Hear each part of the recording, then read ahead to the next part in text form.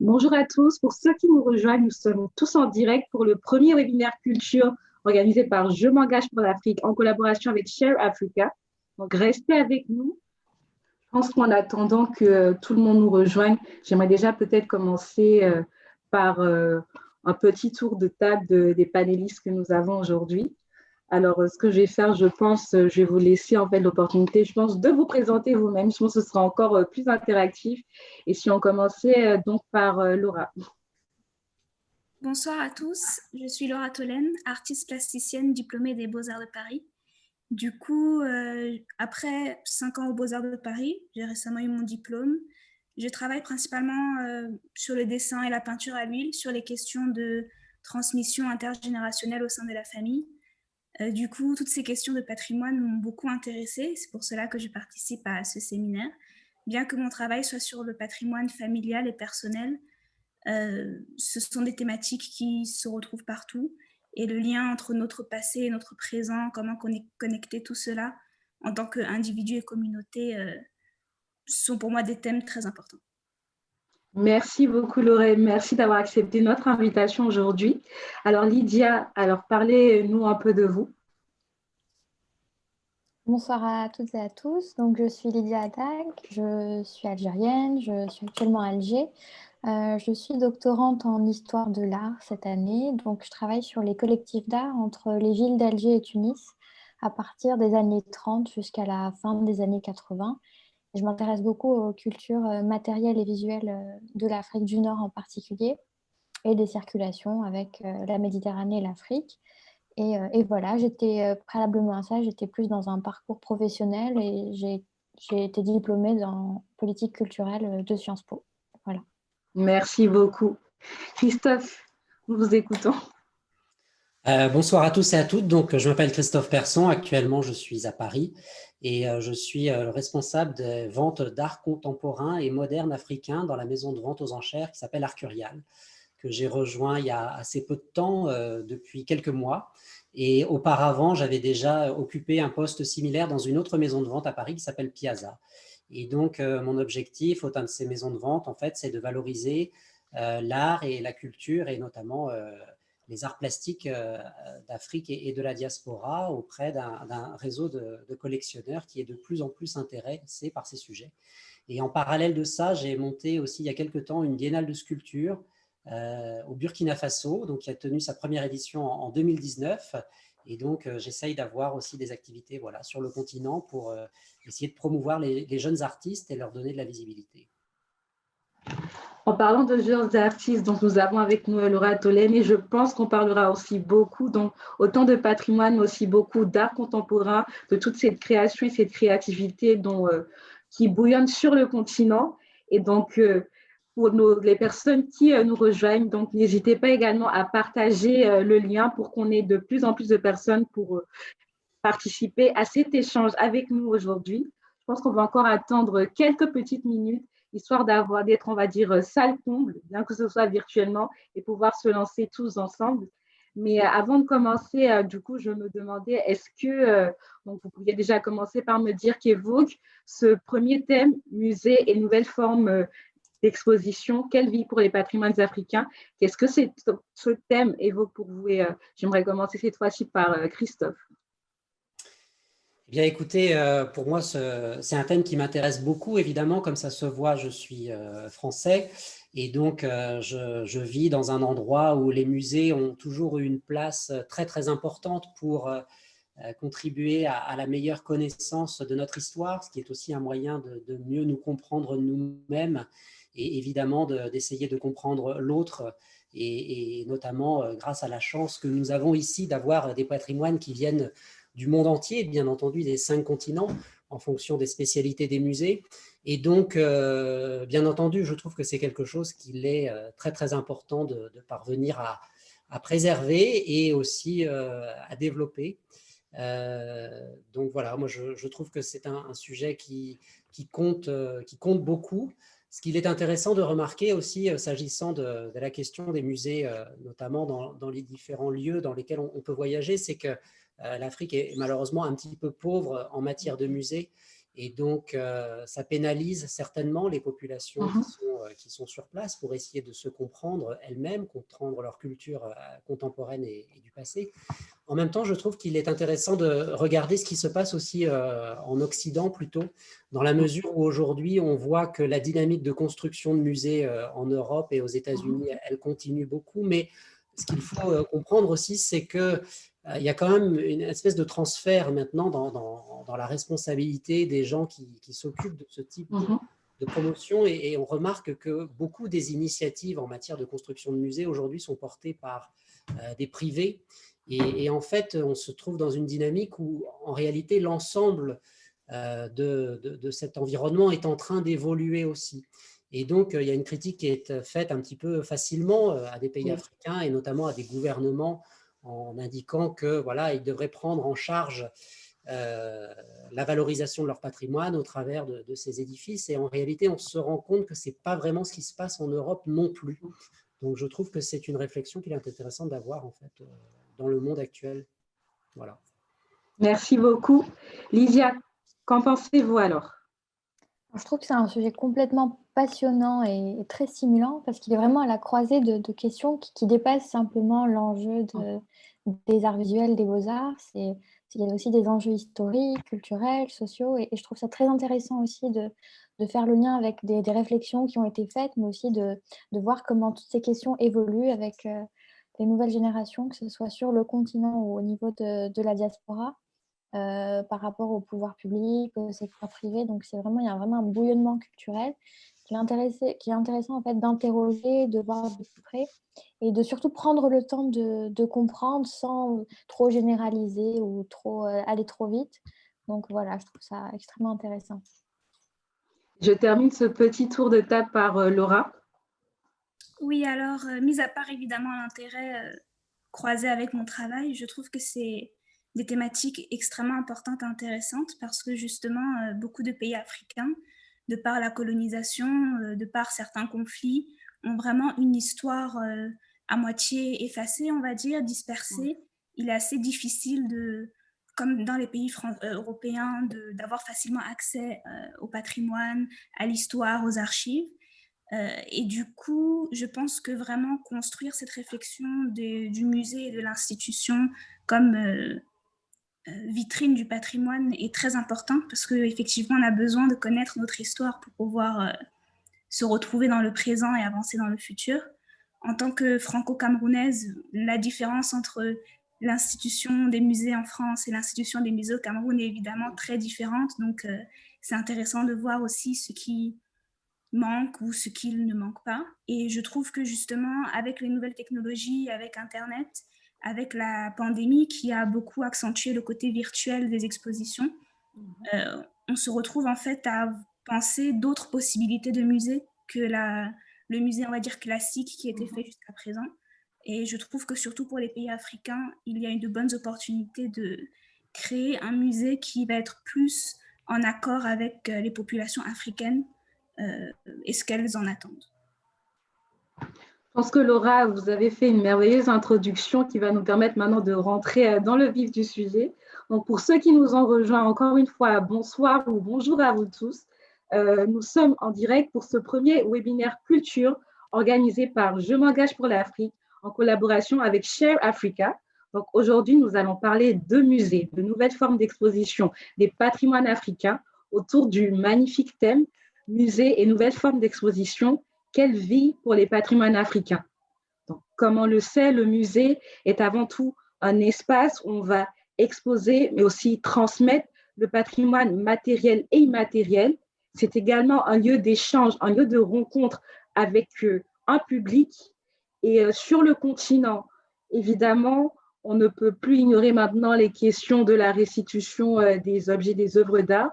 Mais en parallèle à cela, il faut toujours et surtout ne pas oublier cette forte création contemporaine qui continue de le faire vibrer. Donc, autour de toutes ces questions, on peut se demander finalement, mais quel musée pour le continent africain?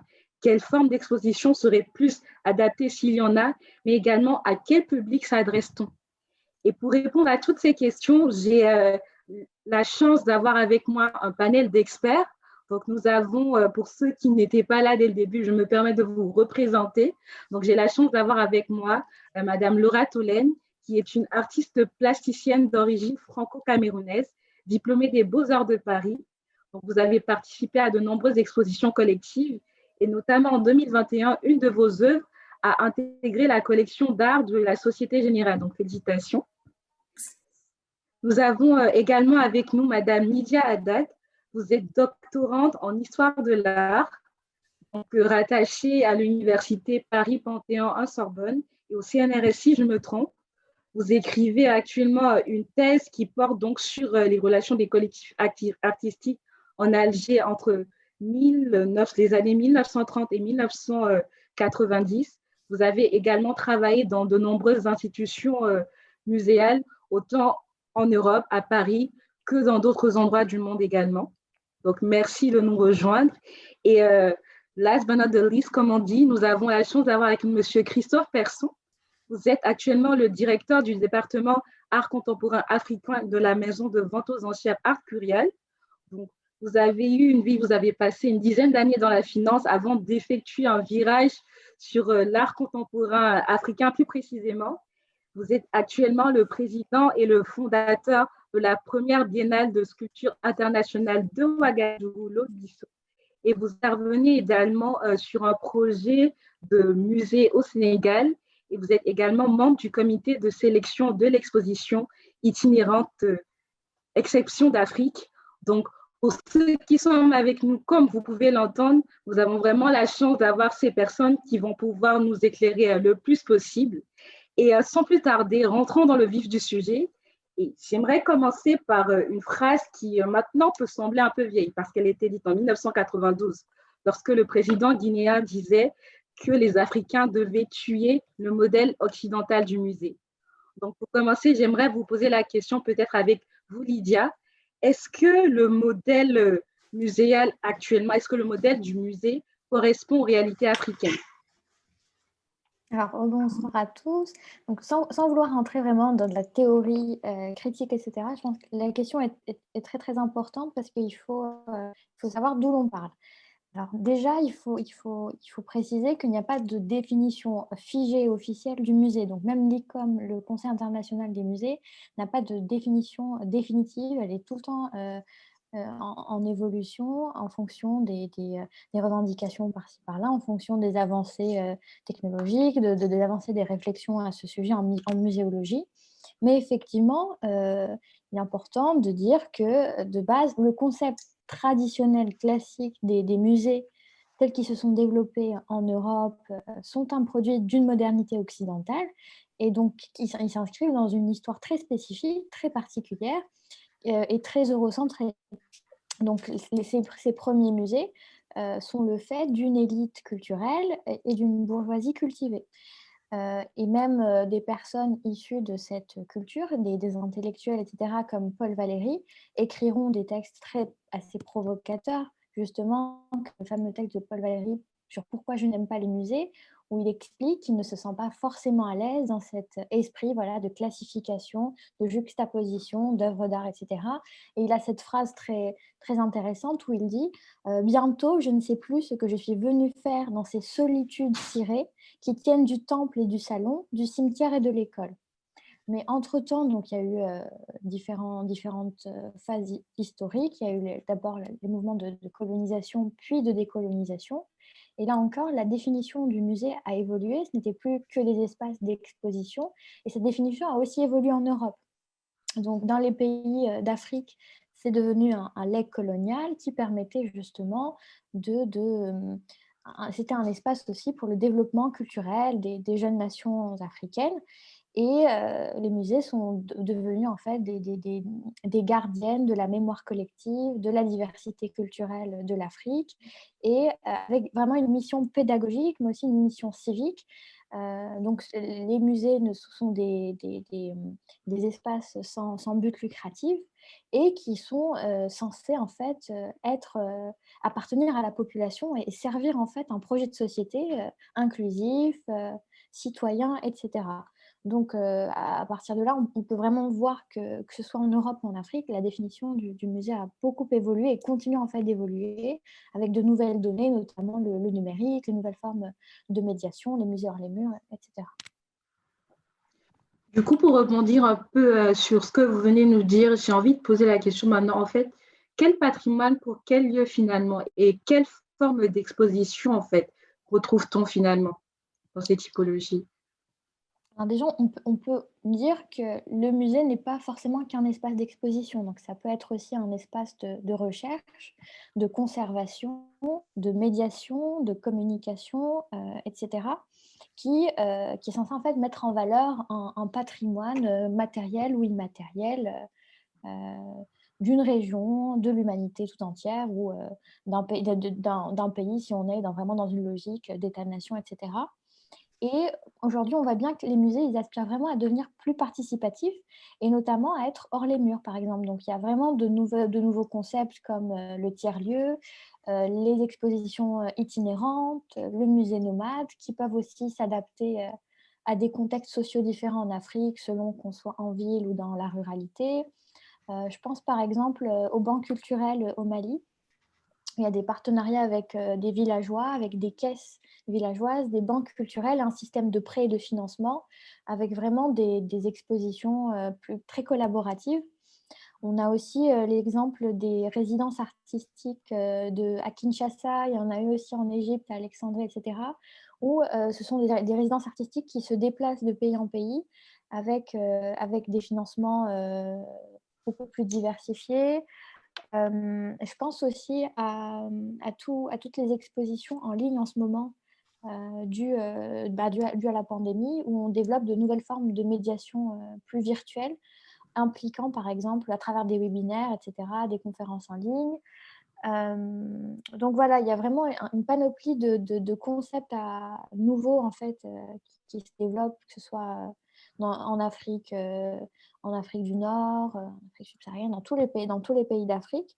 Et je pense que vraiment une des forces de ces nouveaux modèles de musées, c'est la décentralisation. C'est-à-dire qu'on aura tendance aussi à penser à des musées en dehors des capitales officielles, grandes villes, etc. Voilà. Sur ces éléments, j'ai envie de vous demander, Christophe, étant donné que donc, comme nous l'avions dit, vous travaillez sur un projet de musée au Sénégal, mais également sur un projet d'exposition itinérante, exception d'Afrique. Donc, quel retour vous pourriez nous donner, peut-être un retour plus basé sur le terrain, en fait, sur ces problématiques, sur le continent africain, du coup? Pour reprendre un petit peu les mots de Lydia, je pense que c'est vrai qu'il est important de comprendre les différents rôles de musée. C'est vrai qu'elle en a identifié 3 qui sont très importants. C'est un lieu d'étude, c'est un lieu de conservation et c'est un lieu de monstration. Je pense que les musées occidentaux ont été construits beaucoup pour conserver justement et donc pour accumuler des quantités astronomiques d'objets qui étaient des cabinets de curiosité, mais de la taille de vrais édifices, et donc qui avaient pour vocation d'essayer de comprendre, mais aussi de posséder le monde en fait. Aujourd'hui, je crois que les musées occidentaux aussi sont sur une nouvelle dynamique, et donc on se rend compte que, en réalité, pour vivre et pour faire vivre leur collection et pour attirer du public et pour sensibiliser aussi les nouvelles générations, il est très très important pour eux d'avoir une programmation qui est dynamique au travers d'expositions temporaires. Et donc, je trouve que ce qu'il est intéressant de voir, c'est que peut-être que cette dimension de conservation et d'accumulation, c'est vrai que dans le terme, la traduction du terme collectionner du français à l'anglais, c'est assez intéressant en fait, parce que dans collectionner en anglais, on peut faire la distinction entre collecter des choses et puis les sélectionner. Il se trouve que le terme collectionner en français, ça veut dire les deux en fait, c'est-à-dire collecter un ensemble de choses et puis aussi les organiser. Aujourd'hui, il me semblerait assez pertinent, s'agissant des musées occidentaux et des musées en Afrique, d'essayer de distinguer un petit peu les deux et puis pas nécessairement de vouloir accumuler à l'infini des choses, mais peut-être que nous-mêmes, on pourrait en Occident se satisfaire d'avoir quelques éléments représentatifs de différentes régions du monde et pas nécessairement d'avoir l'intégralité. de ce qui est trouvable, et c'était un petit peu ce qui s'était passé pendant la période coloniale où évidemment tout a été rapporté, tout ce qui était rapportable, tout ce qui était déboulonnable était rapportable, que ce soit d'Afrique, d'Asie et d'autres régions du monde.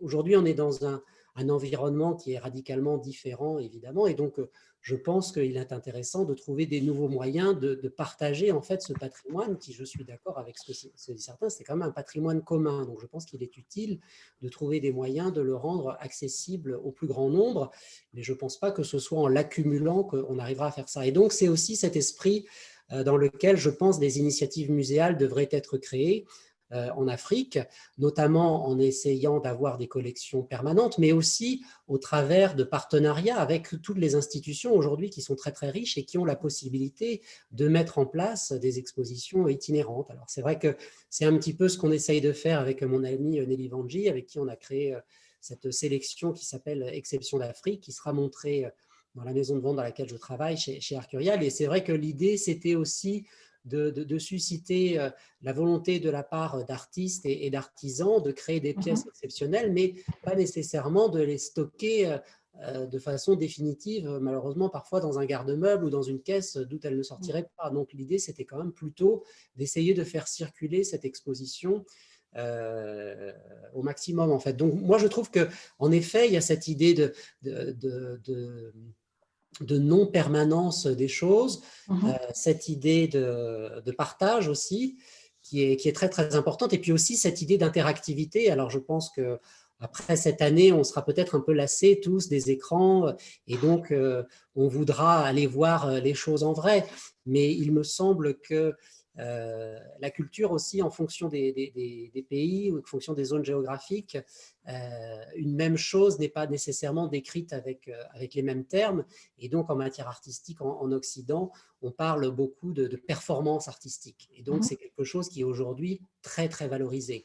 Mais tout comme d'autres types d'art, à savoir le cubisme et d'autres types d'art, on peut considérer aussi qu'il y a l'équivalent de la performance en Afrique, qui pourrait peut-être être la cérémonie, le cérémoniel, et qui est aussi quelque chose qui est à valoriser. Et là, encore une fois, on est un peu dans une dimension d'éphéméréité, mais cette éphéméréité qui consiste vraiment en l'ADN d'une culture et d'une population. Et ça, c'est aussi quelque chose qu'il faut essayer de valoriser et de préserver d'une certaine façon, même si la préservation ne consiste pas nécessairement à le stocker. Mais la préservation de ce patrimoine, ça peut tout simplement être de le faire vivre, en fait. Et donc, d'entretenir aussi et de trouver des moyens pour que ces choses-là subsistent dans le temps. Justement, donc merci beaucoup sur la question de faire vivre le patrimoine, et vous avez aussi mis en exergue le fait que justement on est dans un contexte assez inédit et on a vu de plus en plus l'émergence de tout ce qui est exposition digitale qui est extrêmement portée, et j'avais envie de savoir, d'avoir votre avis à vous, Laura, vous qui êtes donc artiste plasticienne. Comment est-ce que vous, en tant qu'artiste plasticienne, donc à la fois sur une franco-camerounaise, comment est-ce que vous, ces expositions digitales, vous réussissez à les intégrer en fait dans votre écosystème, et justement pour vous, quelles opportunités et quels défis aussi pourriez-vous y voir par rapport à cette approche toujours sur le continent africain? Alors, ce qui est sûr, c'est que les expositions virtuelles et autres numérisations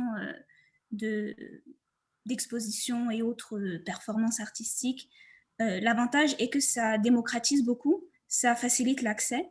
Et du coup, il y a à la fois beaucoup plus de public, mais aussi plus de possibilités pour les artistes d'exposer. C'est-à-dire que pour une exposition, on va dire, en réel, on va dire, il faut louer un local, il faut trouver peut-être des sponsors, avoir des partenariats. Avec le virtuel, il faut maîtriser la technologie, ce qui est un autre challenge en soi, parce que tout le monde n'a pas forcément l'opportunité de se former dans cela. Mais une fois qu'on maîtrise la technologie, c'est beaucoup moins coûteux et beaucoup plus facile. Après, je pense que le virtuel remplace rarement le réel. Une œuvre en photo, même en vidéo, même en représentation 3D sera toujours différente en réel. Mais je pense que cela permet à beaucoup d'artistes qui n'ont pas forcément les moyens ou qui ne passent pas forcément par des galeries ou autres institutions qui les financent, d'avoir des opportunités de montrer leur travail plus facilement. Et cela aussi donne l'occasion aux populations qui ne peuvent pas forcément se déplacer dans des musées, que ce soit pour des questions de localisation, parce qu'ils sont dans les zones rurales, des zones sans musée, ou juste le fait qu'il y a beaucoup moins de musées dans les pays africains. Cela leur permettrait d'avoir accès plus facilement à l'art et à la culture.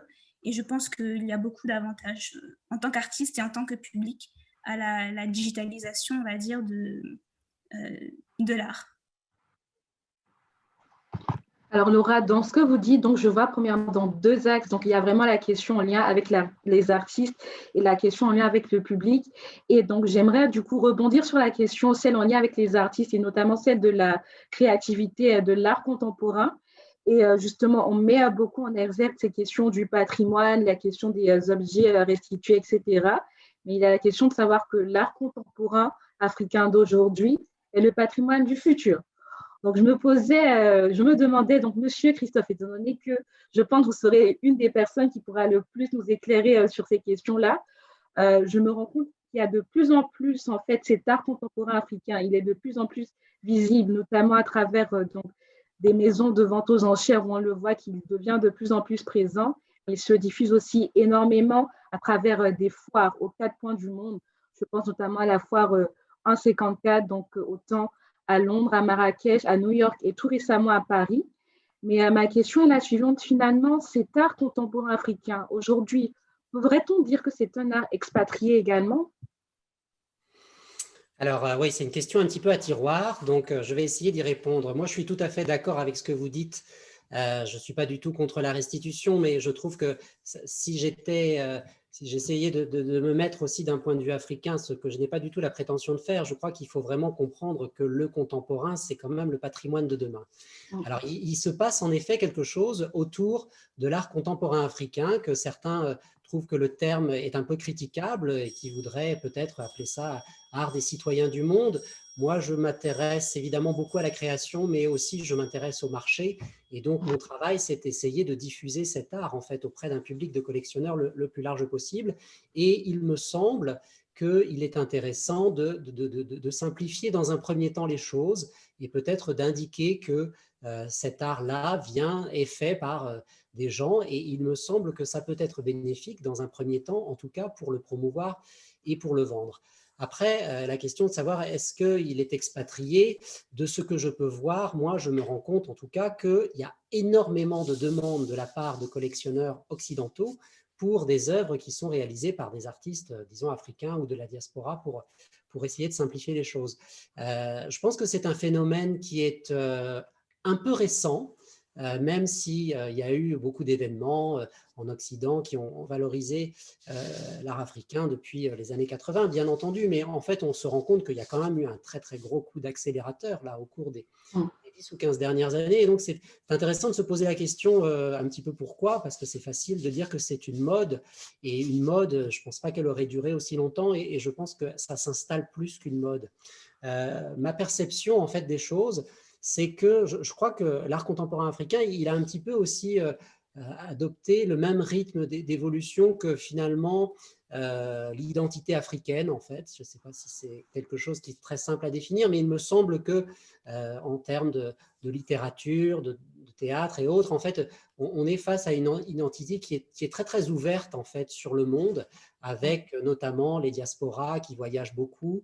Et donc, il me semble qu'un artiste qui arrive à vivre entre Bruxelles et Kinshasa, entre Paris et Abidjan, enfin qui voyage beaucoup, nécessairement, il aura une vision sur le monde et sur les enjeux de société qui nous concernent aujourd'hui, qui sera peut-être plus pertinent qu'un artiste qui serait uniquement en train de travailler dans une banlieue de Londres ou de Paris, par exemple. Et donc, moi, ce dont je me rends compte, c'est que, d'une part, les messages qui sont véhiculés par ces artistes, qui traitent des questions notamment de patrimoine, des questions d'identité, des questions de minorité, de migration, d'environnement, je trouve qu'ils ont une capacité à les traiter avec beaucoup de pertinence, en fait. Et je crois que c'est le propre des gens qui toujours ont beaucoup voyagé, d'avoir justement un point de vue sur le monde comme ça, qui est avec un petit peu de recul, et donc qui permet de voir d'une part les évolutions et les différences, et donc qui permettent de produire un travail qui va parler en fait à beaucoup de gens. Et dans le même temps, aujourd'hui, il existe quand même de plus en plus d'opportunités pour ces artistes de travailler soit en Afrique, soit ailleurs, et donc aussi de faire des apprentissages de techniques, de méthodes, etc. Et donc, moi, ce que je constate, c'est que, alors encore une fois, moi, je ne vends pas des choses en Afrique, donc je peux parler plutôt du marché que je connais, qui est le marché occidental.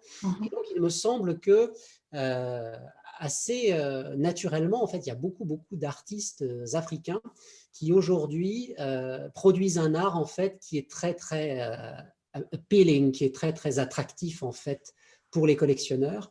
Et donc, cette visibilité qui leur donne une certaine aussi, des certains moyens, en fait, pour travailler dans de meilleures conditions, leur permet de faire partie de ce que l'on appelle dans l'art de façon récurrente, tous les 5 ans, tous les 10 ans, il y a toujours des avant-gardes, en fait, qui se développent.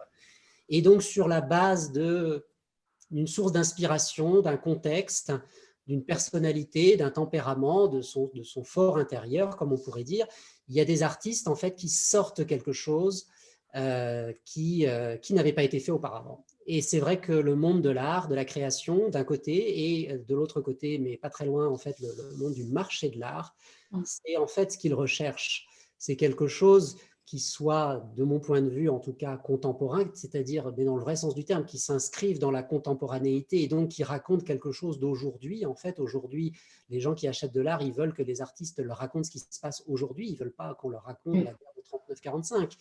Ils veulent qu'on leur raconte ce qui se passe aujourd'hui. Ils veulent que les œuvres elles-mêmes aussi aient une qualité, j'ai envie de dire, physique, qui permet de la conserver. Voilà, il y a cette part aussi de conservation qui reste quand même lorsqu'on investit dans l'art, à moins d'investir dans des performances ou dans des choses comme ça, ce qui est un peu différent. Mais en tout cas, on veut que ça s'inscrive dans la durée. Donc, voilà. Et puis, en même temps, il se trouve qu'il y a des artistes aujourd'hui, voilà, issus des diasporas africaines, qui font des choses qui sont absolument incroyables, qu'on n'avait jamais vues. Pourquoi? Parce qu'en fait, on leur donne aussi la parole, ou en tout cas les pinceaux. Et donc, ça, au cours des 5-10 dernières années, je me suis rendu compte qu'il y a des choses qui sont arrivées, qui ont été créées par des artistes africains qui ont vraiment mis des claques, en fait. Et c'est la raison pour laquelle, voilà, il y a beaucoup de succès. Alors, quand vous me posez la question de savoir s'il est expatrié, en tout cas, je peux vous confirmer qu'il y a une grande demande et qu'aujourd'hui, le risque, à mon avis, c'est qu'à court terme, toute cette production sorte d'Afrique.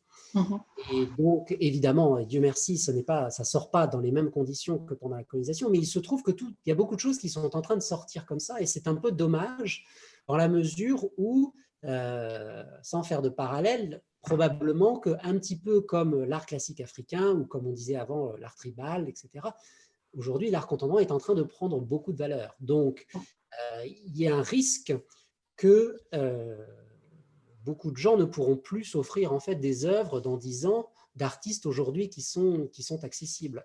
Donc moi, je vois ça comme, je ne sais pas si c'est un problème, c'est un constat que je fais. En tout cas, cet art qui est en train de s'expatrie en Occident, prend une grande valeur financière. Il avait déjà une valeur culturelle et artistique, mais en tout cas, au-dessus de ça, il a une valeur financière. Et donc, la question que l'art bouge n'est pas un problème. Après, il faut juste avoir conscience qu'en fonction de la valeur des objets, ils deviennent de moins en moins accessibles.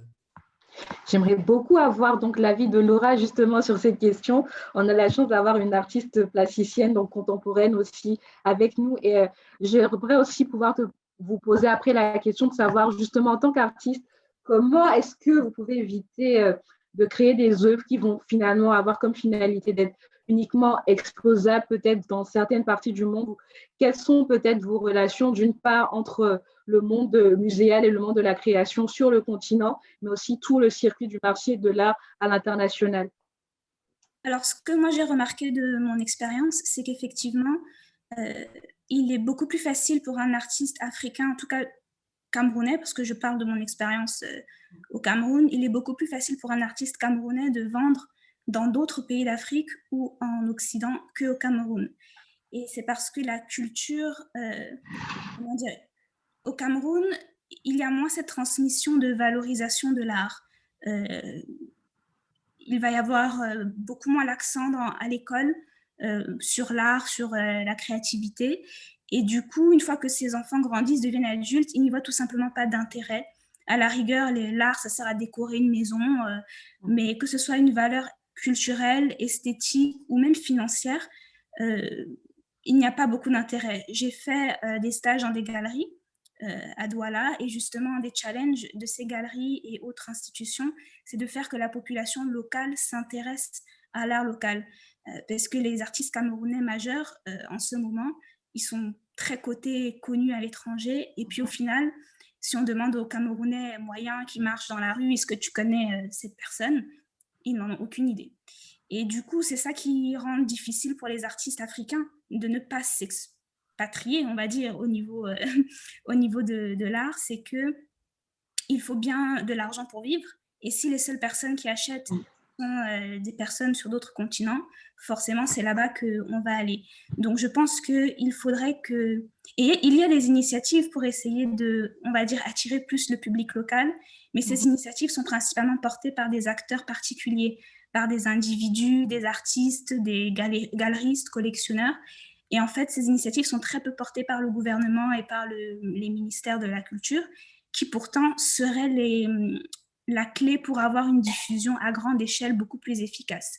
Donc, je pense qu'il faudrait vraiment que les gouvernements ça dépend des pays, mais de beaucoup de pays africains, accentuent la propagation de la culture et de l'art, surtout auprès des jeunes publics, pour que justement, dans quelques années, les populations locales aient envie de s'intéresser et d'acheter l'art pour justement éviter comme disait Christophe, cette perte des ressources alors, c'est pas forcément une perte, mais si effectivement tout va à l'étranger, au final, les populations locales, comme l'art contemporain et le patrimoine de demain, dans 50 ans, si toutes les œuvres sont vendues à l'étranger, les populations locales n'ont pas accès à ce patrimoine qui pourtant a été fait par leurs contemporains ou leurs ancêtres, du coup, en l'occurrence. Alors Laura, moi je pense que je peux déjà vous donner peut-être un petit exemple qui est pour moi un premier pas et dont je suis fière parce qu'il s'agit de mon pays d'origine, le Togo, qui a justement lancé une première initiative de la sorte, donc le Palais de Lomé, qui en fait était l'ancien palais des gouverneurs durant la période coloniale et qui aujourd'hui est devenu un centre d'art contemporain, un centre d'art et aussi un parc naturel tout autour. En fait, c'est vraiment une initiative qui a été portée par le gouvernement et je pense, en tout cas en Afrique de l'Ouest, que c'est la première et la seule initiative de la sorte. Et également, on a eu donc toute cette question de savoir comment justement faire pour attirer le public togolais, le faire venir. Mais au-delà du public togolais, il y a aussi les questions en lien avec l'éducation, les jeunes générations, comment réussir à intéresser ces jeunes personnes pour qu'elles puissent s'imprégner de toute cette créativité. Et j'ai envie de vous demander, Lydia, pour vous, en fait, comment peut-être pourrait-on réinventer l'idée du musée et sa relation au public, mais justement dans notre contexte à nous, sur le continent africain? Alors, je voulais juste revenir sur ce que disait Christophe par rapport aux avant-gardes et le fait qu'elles aient toujours été internationales et cosmopolites.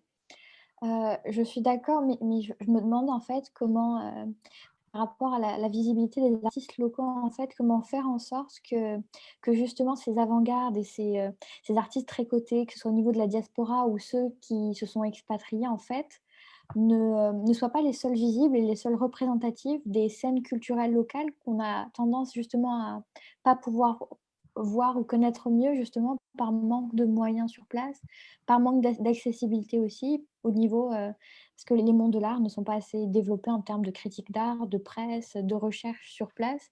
Donc on a tendance peut-être à mettre le focus sur une minorité un peu cosmopolite et qui voyage énormément, mais il y a aussi des scènes locales notamment qu'on gagnerait peut-être à mieux connaître s'il y avait plus de moyens pour les artistes sur place de pratiquer leur art, de se former, de voyager, etc. Parce qu'il y a une question très matérielle au final, parce que les musées en Afrique, en tout cas pour le cas du Maghreb, achètent très peu aujourd'hui des œuvres contemporaines, notamment quand elles coûtent très cher. Et donc, au final, ces artistes sont très peu connus, comme vous disiez, chez les populations, que ce soit chez les jeunes, etc.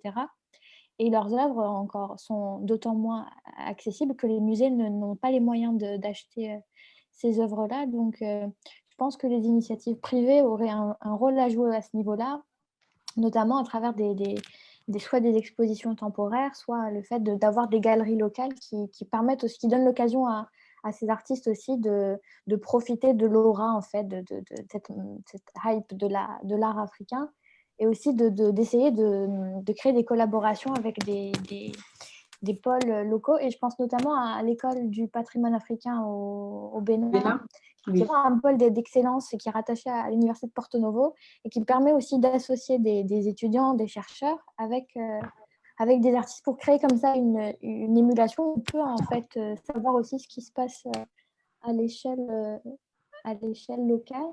Et tu me demandais aussi par rapport à... C'était quoi la question par rapport à... Alors, la question, c'était d'une part de savoir comment peut-être réinventer la mission du musée pour intégrer les populations locales. Voilà, c'était la question. Oui, donc voilà, je pense qu'il faut vraiment associer les universités, mais aussi les écoles et aussi les politiques publiques, les politiques culturelles, parce qu'effectivement, je pense que le secteur privé n'est pas assez développé pour gérer tout seul. En tout cas, il faudrait des subventions. Et aussi, même du côté juridique, je sais qu'en Algérie, il est très, très compliqué de vendre une œuvre à l'étranger. Donc, il faut vraiment changer aussi, arriver à changer les lois et à en parler. Voilà. Donc, c'est toute une structure avec les autorités publiques et les privés pour essayer, en fait, d'essayer de valoriser tout ce qui se passe localement, mais aussi au niveau des diasporas. Christophe, j'aimerais du coup rebondir en fait sur ces deux interventions, celle de Lydia, celle de Laura également, pour vous demander finalement quelle collaboration peut-être pourrait-on penser entre les collectionneurs, entre les artistes, peut-être entre les institutions culturelles ou encore des États sur le continent pour justement peut-être permettre cette circulation des œuvres d'art. Alors, comme je le disais un petit peu tout à l'heure, c'est vrai que moi, je ne suis pas nécessairement trop partisan de critiquer les gouvernements en disant qu'ils n'en font pas assez, parce que aujourd'hui, quand on regarde ce qui se passe à Paris, des grands lieux en fait qui attirent aujourd'hui les amateurs d'art et les touristes de l'art, c'est notamment la Fondation Cartier, c'est privé, la Fondation Vuitton, c'est privé, la Fondation Pinault, qui n'est pas encore ouverte, mais qui va bientôt l'être, c'est privé. Et donc aujourd'hui, en fait, on se trouve quand même dans un contexte international qui a beaucoup changé par rapport aux années jusqu'à 1960, je dirais, où il se trouve que les gouvernements, et on l'a bien vu surtout en 2020 et 2021, vont avoir du mal à accorder beaucoup de subventions et de budget à l'art et la culture. En revanche, il y a d'autres personnes qui se portent très très bien.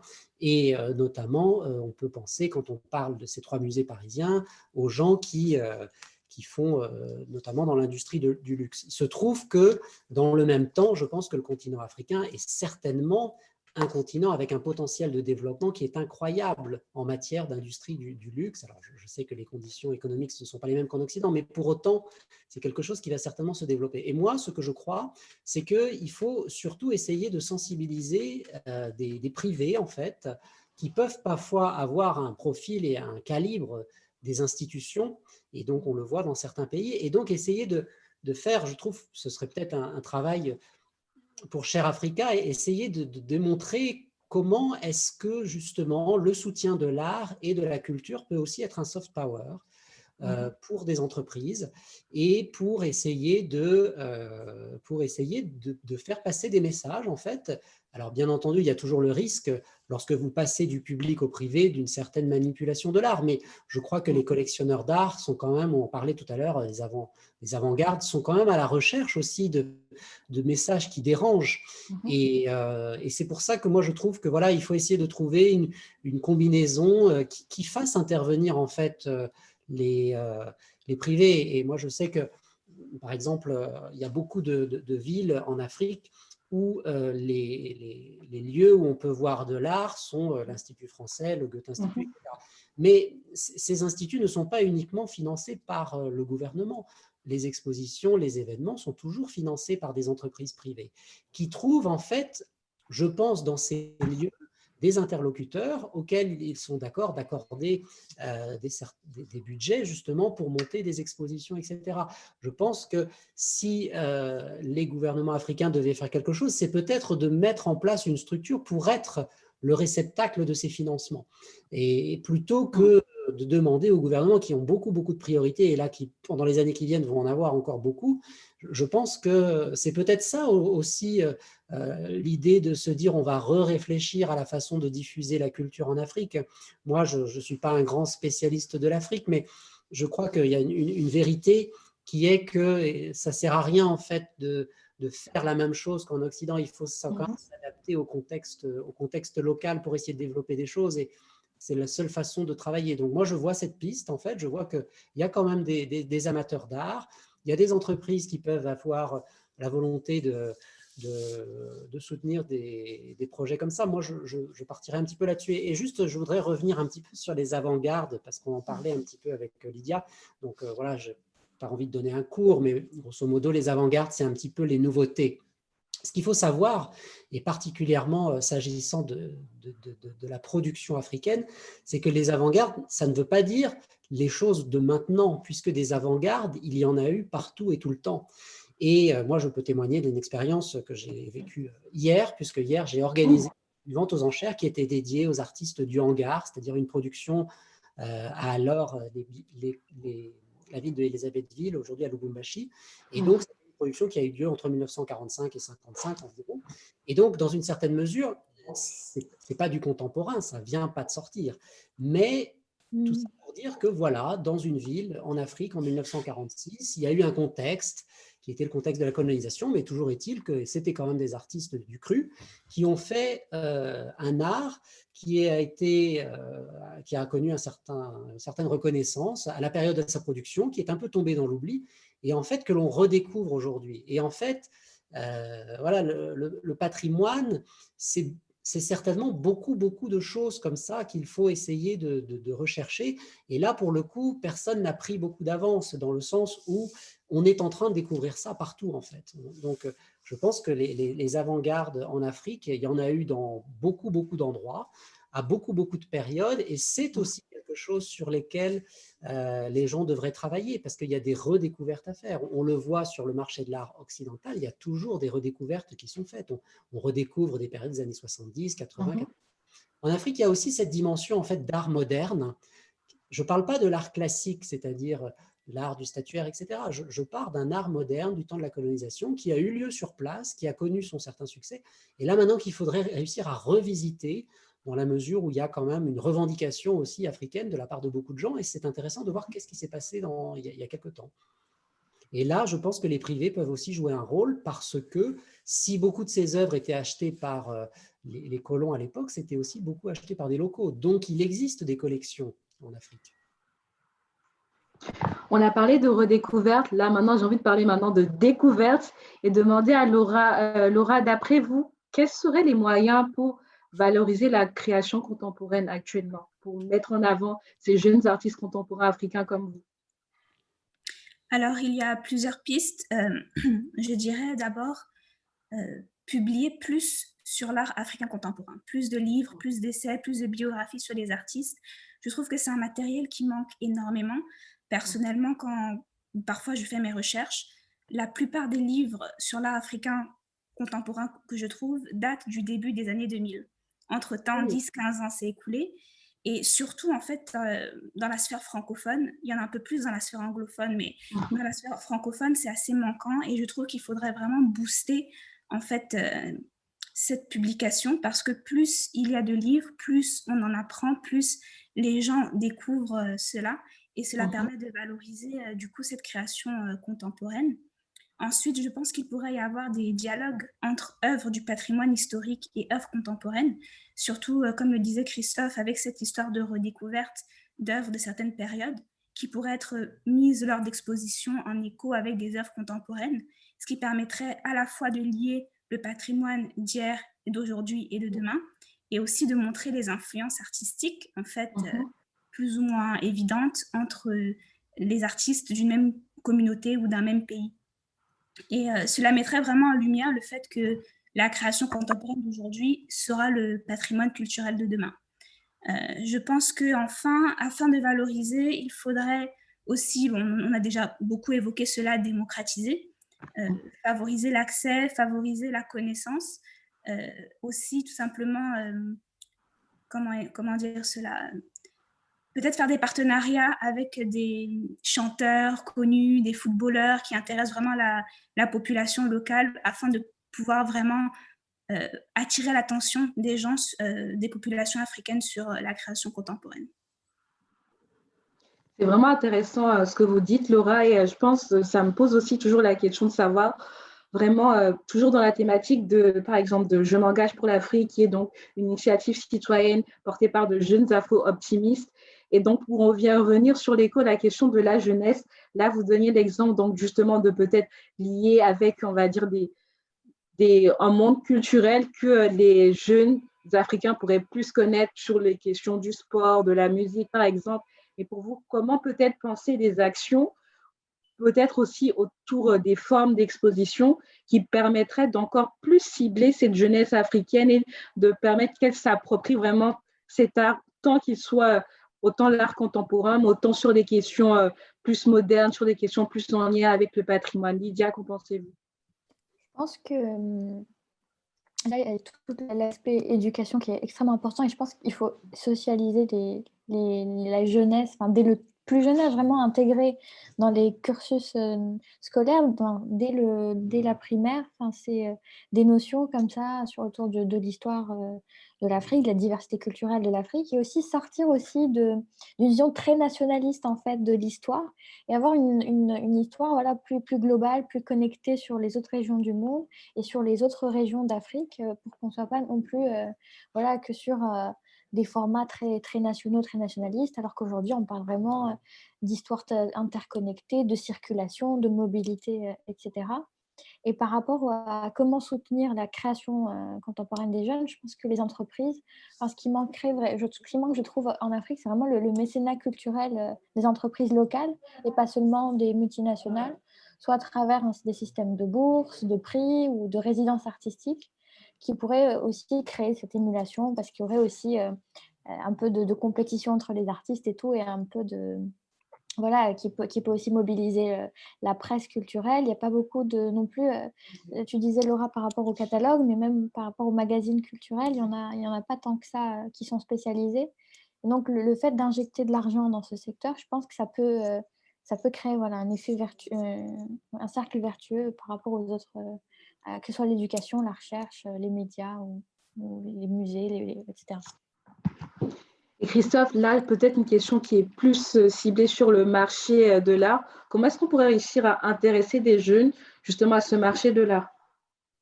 Des jeunes collectionneurs ou bien... Autant des jeunes collectionneurs, mais aussi peut-être pas forcément des jeunes qui auront la capacité de collectionner, peut-être commençant par les jeunes collectionneurs et élargissant peut-être à des jeunes qui pourraient avoir un intérêt pour l'art. Bon, c'est vrai que, comme vous savez certainement, parce que j'ai l'impression que vous avez beaucoup voyagé et été un peu partout, c'est sûr qu'en France, quand on apprend l'histoire de France et du monde, en fait, les livres d'histoire depuis la plus tendre enfance sont toujours illustrés par des œuvres d'art. Donc c'est vrai que dès le début, même si on vient de... Parce que c'est quand même vrai de dire que la plupart des musées sont à Paris et que tout le monde n'habite pas à Paris. Mais en fait, il y a des artistes comme ça iconiques, ou en tout cas des artistes qui ont fait des œuvres iconiques au cours de l'histoire, si bien que les gens vont quand même être avoir l'œil habitué justement et arriveront à connaître assez jeunes des très grands mouvements. Et bon, voilà, on connaît les impressionnistes, on voit ce genre de choses. Donc c'est sûr qu'il faut parvenir à trouver un moyen que les gens soient habitués en fait à voir ce genre de choses. Et donc avec les réseaux sociaux aujourd'hui, il faut essayer de diffuser aussi peut-être plus de beau que ce qui circule actuellement. Donc ça peut être un moyen, je pense, de sensibiliser les jeunes populations. Et aussi peut-être vis-à-vis des jeunes collectionneurs, c'est-à-dire comme on dit des jeunes cadres dynamiques, il faut trouver un moyen de montrer que, comme vous le disiez, il y a des artistes au Cameroun qui marchent très très bien à Londres et à Paris et que les jeunes Camerounais ignorent. Est-ce que ça peut être une piste de montrer voilà, qu'il y a une demande pour ces artistes ailleurs? Merci. Je vois que l'heure tourne et on a eu quand même pas mal de questions de nos auditeurs. Donc, je pense qu'on va en prendre quelques-unes et essayer d'y répondre. Alors, nous avons une première question qui était, alors, un instant, de savoir, alors, est-ce normal qu'on veuille définir les normes esthétiques et de créativité de l'art? La question est quand même assez vague. J'aimerais peut-être commencer par vous, Lorraine. Qu'en pensez-vous? Est-ce normal qu'on veuille définir des normes esthétiques et de créativité de l'art? Le micro. Le micro.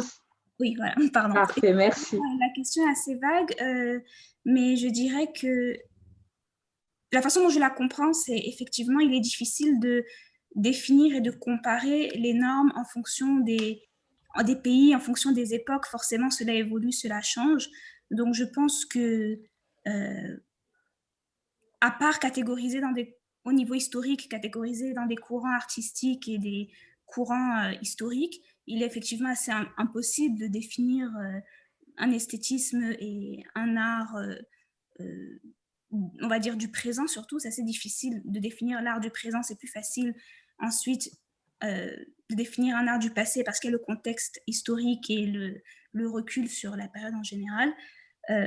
Après, je pense que si on évoque, on va dire, la différence entre les patrimoines africains et les patrimoines occidentaux, il va y avoir des différences, il va y avoir des similarités. Mais oui, la question est assez vague. Donc. Je pense qu'on va prendre donc une deuxième question qui était de savoir, alors, quel rôle est-ce que les musées pourraient avoir dans la construction de parcours pour des jeunes artistes dans des zones qui n'ont pas d'école de beaux-arts, par exemple? Alors, Lydia, peut-être, quel est votre avis sur la question? Alors, par rapport au musée, généralement, il y a de plus en plus d'écoles des beaux-arts. Contrairement à ce qu'on pense, il y en a plus qu'avant. C'est-à-dire qu'avant, à l'époque coloniale, il y avait des promotions très réduites. Aujourd'hui, pour le cas, par exemple, de l'Algérie et du Maghreb, il y a plus d'écoles régionales. Après, c'est clair qu'il y a beaucoup moins de moyens qu'avant et beaucoup moins vu qu'il y a beaucoup plus d'artistes, donc beaucoup moins d'opportunités, vu qu'il y a beaucoup plus de compétition entre les diplômés, etc. Mais je pense que par rapport à, c'est la question d'Amina, que les musées peuvent créer des programmes, en fait. Des programmes en partenariat soit avec des centres de formation, soit avec leur département de médiation ou de programmation culturelle, soit avec, par exemple, un programme avec un artiste invité par saison qui propose, qui participe en fait à la programmation, que ce soit à travers une exposition collective, un cycle de conférences, ou même le fait de mêler des disciplines, Laura en parlait, que ce soit art visuel, cinéma, musique, etc.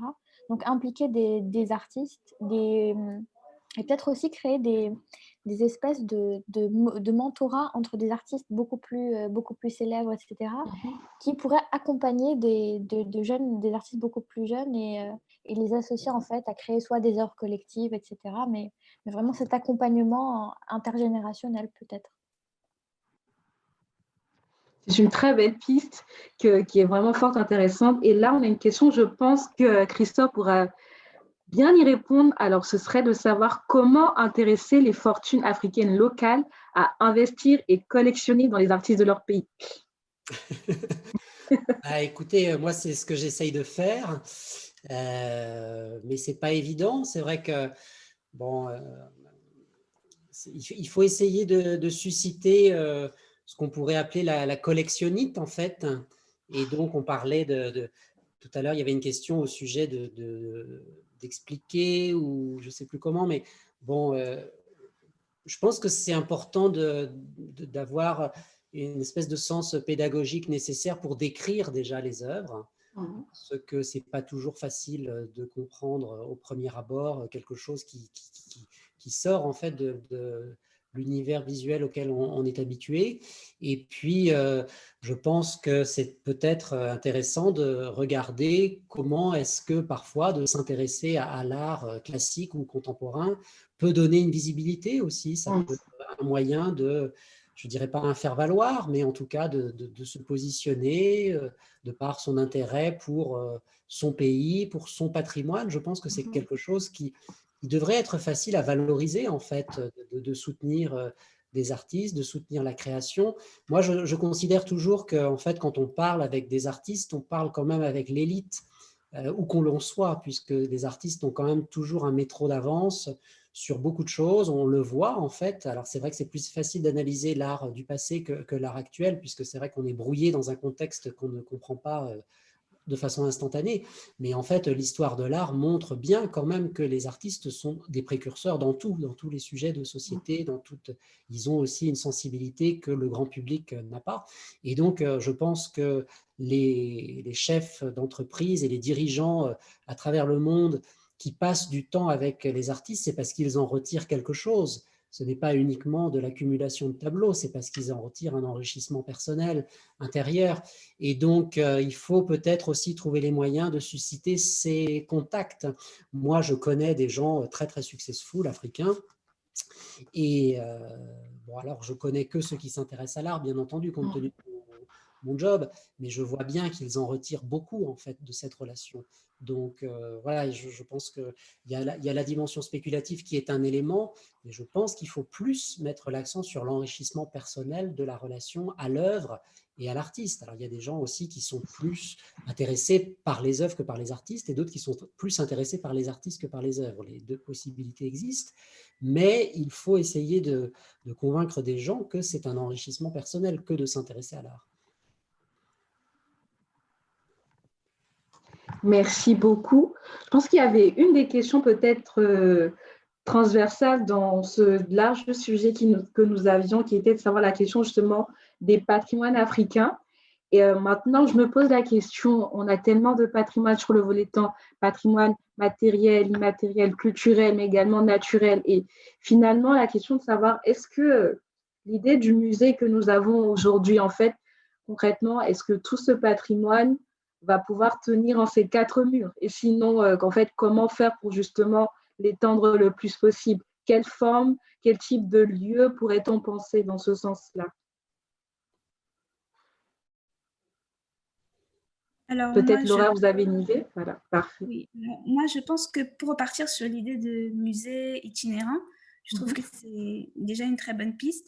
Peut-être aussi des types de musées itinérants dont les œuvres exposées vont dépendre de la région et du pays dans lequel ils exposent.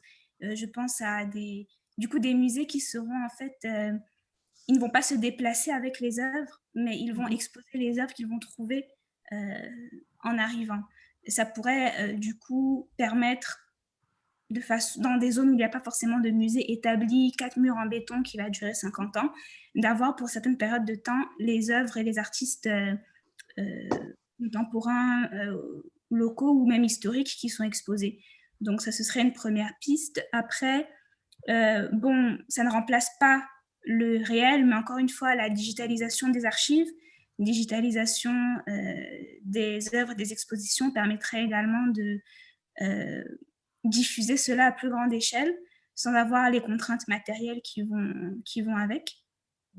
Et après, je pense qu'on peut également réfléchir à des musées plus interactifs peut-être, où vraiment ce n'est pas des œuvres derrière une vitrine que l'on regarde, mais voilà, quelque chose qui va plus engager le public, demander plus de participation et de communication peut-être. Voilà. Sur ces différents points, en fait, j'ai justement un exemple d'un musée, en tout cas au Ghana, d'une initiative de musée itinérant. Et c'était une forme, en fait, finalement, une forme de musée bus, en fait, avec une structure extrêmement facile à monter et démonter. Et justement, l'idée, c'était de partir, en fait, de faire un voyage dans le pays et de créer en collaboration avec les populations locales, donc justement avoir un système de prêt d'œuvres qui avait plus attrait sur les questions patrimoniales, d'héritage culturel de ces régions, et justement de très vite montrer la structure penser une scénographie facile à mettre en œuvre et permettre aux populations locales de découvrir en fait et d'aller vers ces œuvres-là. Et à ces questions, il y avait aussi toujours avoir donc des formes aussi de médiation culturelle, également des programmations, des jeux pour pouvoir intéresser les écoles. Et surtout sur les questions des musées interactifs, je pense qu'aujourd'hui, avec toutes les nouvelles technologies qu'on a, on peut tellement pas se penser de diverses formes de rendre justement cette expérience aussi plus interactive, parce qu'on a souvent donc cette vision de l'œuvre qui est là, de la personne qui est vraiment face à l'œuvre et qui ne réussit pas tellement à communiquer avec elle. Donc, tout ce que vous soulevez, Laura, sont vraiment de très belles pistes qu'on pourra explorer. Alors, il nous reste quelques petites minutes. On va encore prendre quelques questions. Il y en a une donc, qui concerne l'écosystème et qui était de savoir quels seraient les différents leviers de développement du marché de l'art en Afrique en termes d'écosystème, de tourisme culturel, d'économie, mais également sur la question des mécanismes financiers entre le privé ou le public qui pourraient être mis en œuvre pour le développer justement. Peut-être Christophe, est-ce que vous avez une idée sur ces questions? Oui, sur ces questions et sur d'autres, c'est vrai que là, je regarde dans le chat des Oui. gens qui s'interrogent aussi sur la possibilité de mettre tout ça en musique compte tenu de la superficie du continent. Je trouve que, encore une fois, moi, je crois beaucoup dans les partenariats avec le privé, public-privé. Je trouve que s'agissant de l'art, mais peut-être de la culture et du patrimoine au sens très, très large, il pourrait être intéressant de réfléchir à constituer une agence un petit peu sur le modèle de l'UNESCO et donc entre plusieurs pays et puis privés issus d'Afrique qui identifieraient des sites comme ça, culturels, dans lesquels on pourrait mettre, bien entendu, des musées, mais malheureusement, il n'y en a pas beaucoup. En revanche, il y a beaucoup de centres, il y a beaucoup de sites, il y a beaucoup de lieux. Et donc, d'essayer d'avoir une cartographie comme ça, avec tous les points sur lesquels on pourrait aller. Et en effet, on ne se limiterait pas au patrimoine culturel, mais aussi environnemental, des sites exceptionnels. Et donc, comme on peut parfois aller sur le continent pour différentes raisons, et évidemment la nature, la culture, le patrimoine, ce serait peut-être intéressant d'accréditer, enfin pas d'accréditer, mais en tout cas de labelliser plutôt des lieux comme ça qui seraient en lien avec des lieux importants de culture. Et c'est vrai que l'UNESCO peut-être pourrait avoir ce serait peut-être quelque chose de complémentaire, de similaire à l'UNESCO sur ces questions. Et vous, Lydia, qu'en pensez-vous? Alors, je pense qu'effectivement, il y a de la place pour tout le monde, et notamment le secteur privé. Après, là, je lis la question notamment par rapport aux grandes entreprises et justement, des fois, les conflits par rapport à l'écologie, etc.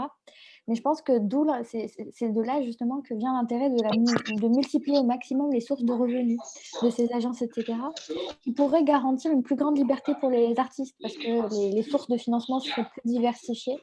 Donc, on ne dépendrait ni complètement des autorités locales d'un point de vue politique, ni des projets des entreprises, etc. Donc, avoir des revenus les plus diversifiés possibles pour ces centres, peut-être un peu sur le modèle américain des donations, etc., des musées, qui peuvent recevoir des sources très diversifiées ou des universités, mais aussi avoir un apport quand même de l'État pour pouvoir soutenir vraiment avoir une politique culturelle beaucoup plus engagée.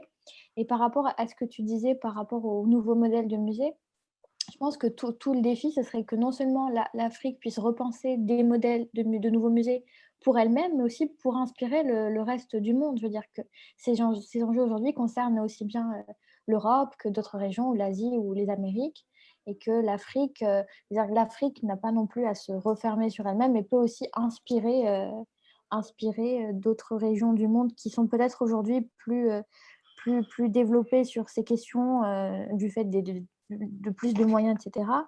Mais par exemple, pour qu'il y ait vraiment peut-être un marché de l'art ou des mondes de l'art un peu sur un modèle beaucoup plus multilatéral qu'aujourd'hui, il faudrait vraiment que l'Afrique aussi soit à l'avant-garde justement de toutes ces réflexions autour de qu'est-ce que le musée du XXIe siècle, qu'est-ce que le musée du futur, en impliquant vraiment tous les acteurs autour de la table. Voilà. Merci beaucoup, Lydia. J'aimerais peut-être poser une dernière question qui nous permettrait de clore ces discussions que nous avons eues tous ensemble aujourd'hui. Et cette question serait de savoir si, en fait, quelle serait peut-être pour chacun d'entre vous votre idée du musée et de la circulation des œuvres d'art idéales entre l'Afrique et le monde. Une question assez vague peut-être, mais justement pour avoir le plus d'idées et de thématiques possibles aussi à aborder en même temps. Donc, circulation des œuvres entre l'Afrique et le reste du monde, c'est ça? Oui. Quelles seraient vos idées en fait pour tout cela? Alors moi, je suis assez intéressée par l'idée de prêt et d'itinérance. Je pense qu'il est nécessaire pour les pays africains quand même de conserver la majeure partie de leur patrimoine. Je pense que c'est important pour que les populations locales aient accès à leur histoire, à leur patrimoine, mais je pense qu'effectivement, il ne faut pas se refermer sur nous-mêmes et c'est très important de partager notre culture et notre art.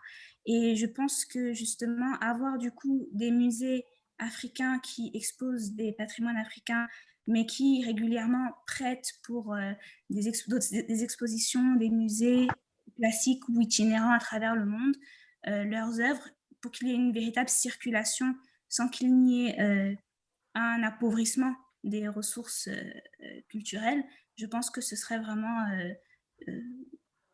la meilleure solution. Juste pour ajouter à ce que vient de dire Laura, vraiment cette idée aussi de circulation, mais aussi comme disait Christophe, de partage libre et tout, avec vraiment des œuvres qui circulent et qui ne sont pas stockées. Et ça peut vraiment permettre déjà de se sentir peut-être plus légitime à parler de culture, ou qu'il y a des personnes qui se sentent même pas, même quand les musées sont gratuits, n'osent même pas rentrer tellement ils sont écrasés par tout ce poids-là. Et aussi l'idée voilà, de partage, le fait que ce soit vraiment une aventure collective, parce que je travaille sur les collectifs et je me rends compte que, par exemple, les collectifs d'art sont très, très... ont vraiment une grande place dans l'histoire de l'art, mais sont très peu étudiés, où on essaie à chaque fois de mettre en avant voilà, des individualités, alors qu'en fait, il y a aussi des aventures collectives aussi, à travers les collectifs d'art, les associations d'artistes et tout. Et on peut impliquer le public aussi, vraiment dans cette notion de partage et de patrimoine en commun. Voilà. Et peut-être Christophe pour terminer. Moi, je peux aller que dans le même sens, évidemment, du partage, mais je pense qu'il faut essayer quand même de réfléchir à des idées concrètes. On parlait un petit peu des organisations internationales. Aujourd'hui, l'ensemble des gouvernements et des privés abondent à certaines organisations qui sont l'ONU. On pourrait aussi envisager une espèce de réceptacle avec une structure qui serait totalement internationale et dans laquelle des artistes, des collectionneurs, des dirigeants pourraient abonder par des œuvres d'art, non pas nécessairement pour se dire qu'on va les envoyer sur la Lune et pour leur dire ce qu'on fait, mais plutôt pour se les garder en fait et se les partager. Et donc, jusqu'à présent, c'était le rôle des musées en fait de sélectionner.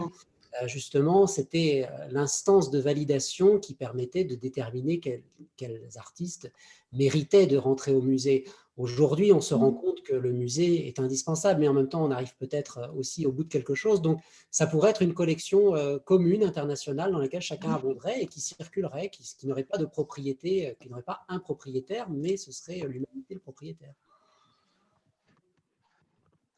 Et sur ces belles paroles, je pense que nous sommes arrivés à la fin de cette conversation.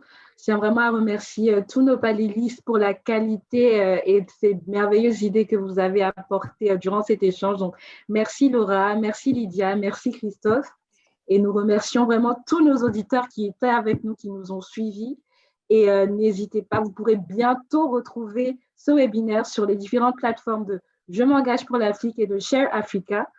On restons connectés et nous espérons vous retrouver très bientôt lors de notre prochain rendez-vous culture. Merci beaucoup et très bonne soirée à tout le monde. Au revoir.